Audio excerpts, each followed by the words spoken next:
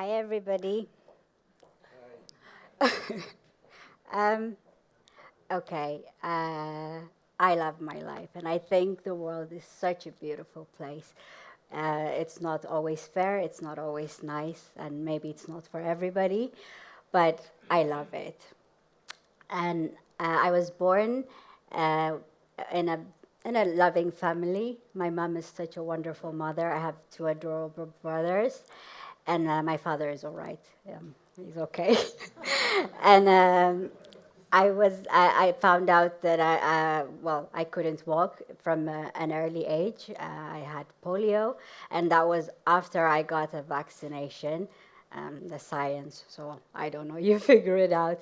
And because of that, I always felt like, yeah, okay, maybe this was meant to be. Like I was supposed to sit in a chair. It wasn't a big deal for me because I never knew how it is to be, walking and running and whatnot. But my early feeling is that I'm a leader and I'm such a protagonist. I wanted to use that word, so I'm throwing it around. I Googled it and stuff. So I'm a protagonist in a world where I'm expected to play a role of a supporter. And that is just because the fact that I'm not walking. I'm not so much different from my friends and from anybody. I never felt sick. Like I don't even get coughs. Like I'm one of those persons who doesn't need vaccinations. I'm the lucky one, and so I never get sick. So I never felt any different. But because I'm in a wheelchair, just people assumed that I needed to sit in a box. And that box wasn't for me. Of course, I'm a woman, and of course, I'm disabled, and some other stuff. You probably have boxes of your own. But any boxes that anyone made wasn't for me. And for me, I come from Ethiopia, such a beautiful country, the weather, beautiful people, but that wasn't for me. I like it, I love it, but I'm very much different in a sense that I like what I like, and people don't like what I like that I like. Yeah, I don't want to get political about it, but that's fine. Um, when I was young, I was told that my life as a person with disability, a woman, is that I need to have ambition. If I don't have ambition, I'm not worth anything. So my life was I needed to go to school, be successful, and be a lawyer. It wasn't anything else but a lawyer. My mom is she was a clerk, a judge. I don't know what exactly she is, but she's a judge thing. She's very proud of it, and so she wanted me to be a lawyer, and that was what it was in my head. So I wasn't like I had a very nice life. Yeah, it was all right. Like now, when I talk about it, maybe it sounds bleak, and I don't want to make it sound sad, but it was all right. But it wasn't what I wished. It wasn't for me because I liked music, I liked going out, I liked sports, and I liked to be everyone else. But as a person with disability, yes, TO. Now you have to go to school. I did go to school. I finished law school and I went to advocacy and human rights. And that was kind of my choice in a way, even though it was like I'm told to do it, at the end of the day, that was the best that was there. And I'm glad I did it because everything I did led to this point because I had a choice. And that was the best thing, my life in Ethiopia, the only thing that I needed to do led me today where I can be free and tell people that it's okay for you to be you. And you're not just a woman, you're not just a disabled person, you're not this and that. You can just be everything you want and you can draw you can paint the world with whatever brush you desire and that's fine. And when I was, I was going to do TEDx, and as you do, I Googled a lot of TEDx talks, and then I felt really irrelevant, which is my default session. Like, I feel like, oh, what have I done with my life? What have I contributed? Have I given things?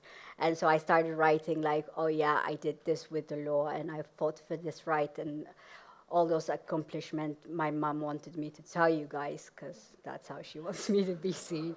And then when I was doing the whole reading thing and looking through my life and stuff, the only thing that was in my head was like this story that I had as a child.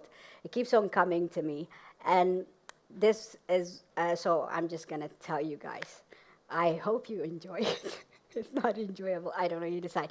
So, yeah, the fact that you would know why I'm being a bit undecisive in the way I talk, maybe you'll get it by the end of the story. When I was around 9, I came from school, and I live in the mountain, and we live a bit far away from the road and whatever.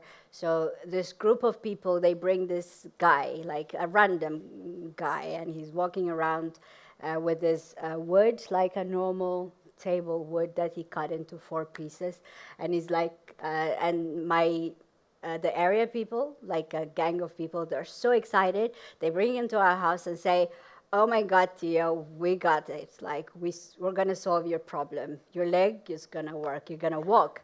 And I'm just there like 9 or 8 or 7, from whatever direction of my age I am. And then I'm thinking, yeah, maybe it's true. Like, maybe this guy is going to do it finally. But you know, he brings hope with his wood. And I'm like, I can't do it. So we had to wait for my mother to come from work, and she's there, and she's freaking out like, "Oh, did you fall and break or something? What's happening?" And people are like, "Yeah, we found someone to fix her." And then she was like, I see her face, and like she has a face like mine, very like mine, and she's feeling like she doesn't want to do it, but she doesn't want to disappoint these people who are so happy that they found the miracle thing. And so then he says, "Okay, I'm going to fix you. I'm not religious. I'm not anything. I'm not a doctor. So I'm just going to fix you with this wood." So my mom says, "Okay, fine, do it." And he says, "Okay, give me 500 ber," which is like 500 euros. But then she was like, "Okay, first I give you the 500. After she walks, you give me the 500. And my mom just wanted to get rid of the people.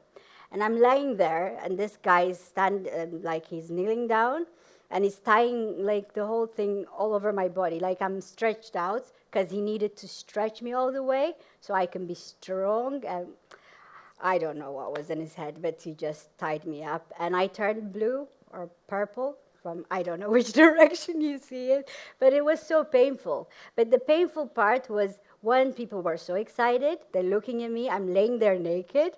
And then my mom is there freaking out. Like I see her sadness, like her child being, it's such a vulnerable thing to be.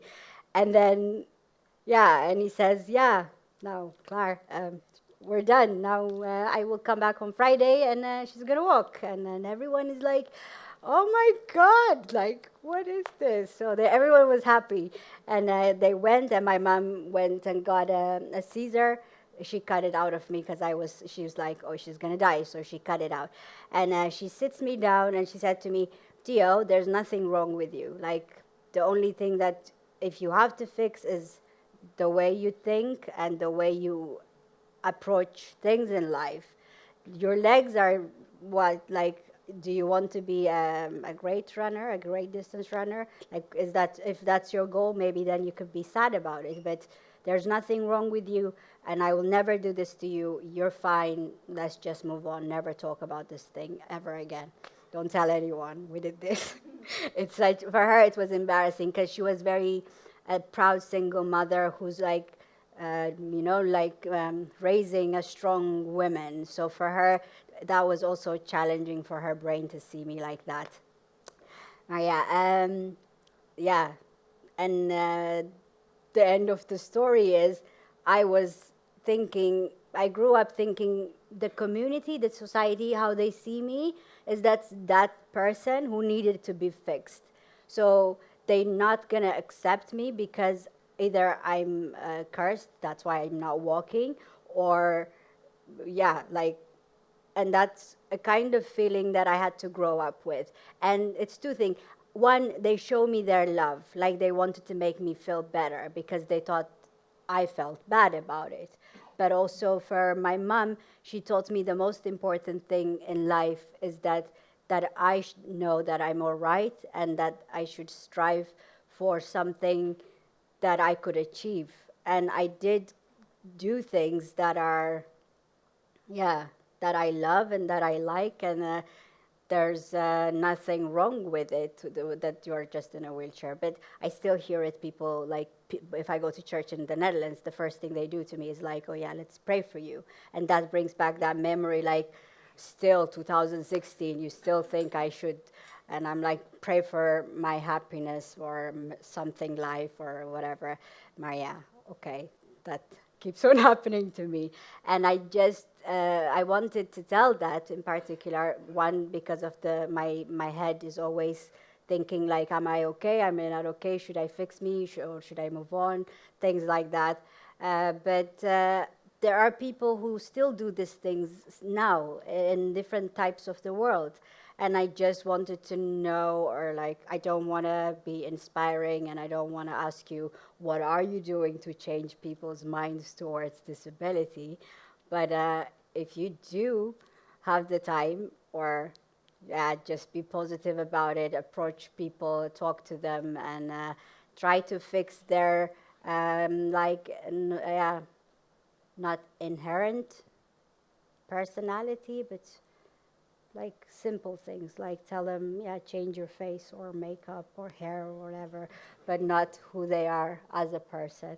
And I practiced that joke, so now I think this is a good time to stop.